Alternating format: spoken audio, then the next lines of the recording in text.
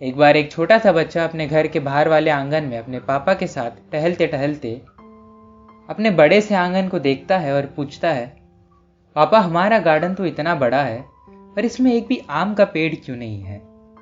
आपको तो पता है आम मेरे कितने फेवरेट है, पर जब भी मुझे आम खाने का मन होता है मुझे आम लेने बहुत दूर जाना पड़ता है।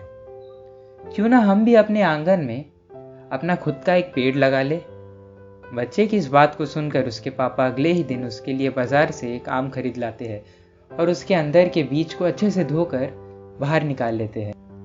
अपने बेटे को अपने पास बुलाकर उसके हाथ में एक गमला और ये आम का बीज थमा कर कहते हैं, ये लो, इस गमले में बीज को बो देना और अपने पेड़ का बहुत अच्छे से देखभाल करना।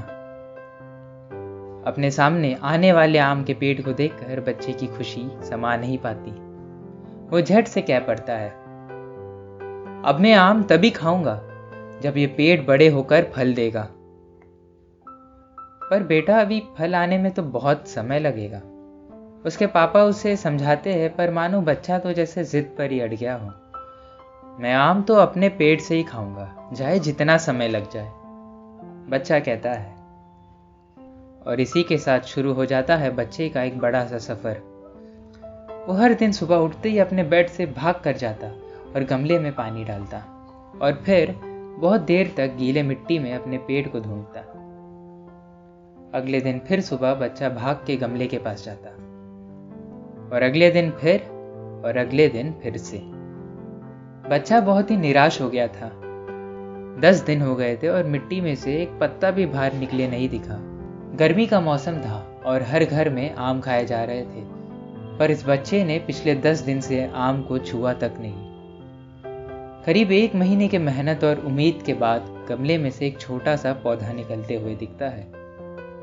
पौधे को देखकर बच्चा जोरों से धूमधाम से उछलने लगता है कि शायद अब कुछ ही दिनों में वो अपने लगाए पेड़ से आम खा पाएगा। अगले दिन वो फिर से एक नए जोश के साथ अपने पौधे की देखभाल करने लग जाता है। शाम को खेलते समय, रात में सोने से पहले हर पल उसकी नजर गमले पर ही होती। 2 महीने, 4 महीने, 6 महीने और देखते देखते 1 साल हो चुका था। फिर से गर्मी का मौसम आ गया और हर जगह पर आम मिलने शुरू हो गए थे और पिछले 1 साल से उसने आम को नहीं खाए थे।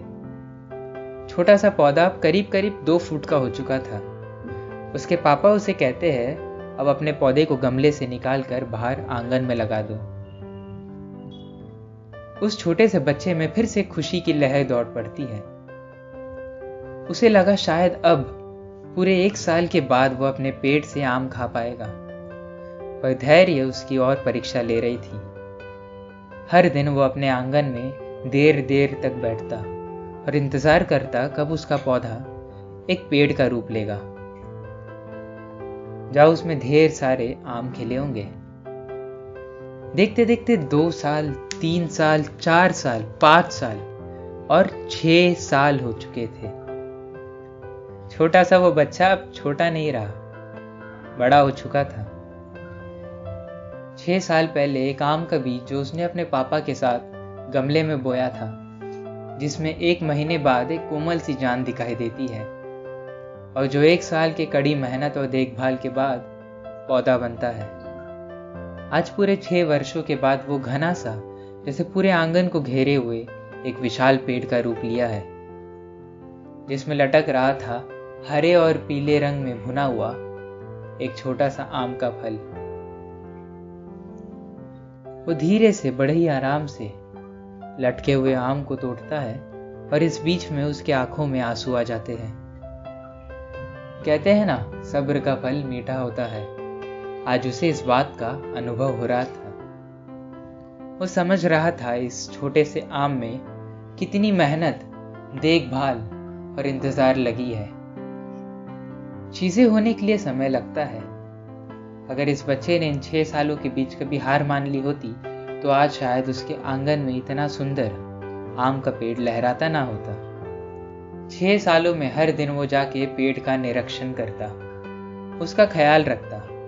इसके बावजूद कि इस पूरे समय में उसे पेड़ एक फल नहीं दे रहा था, पर फिर भी वो डटा रहा, हार नहीं माना।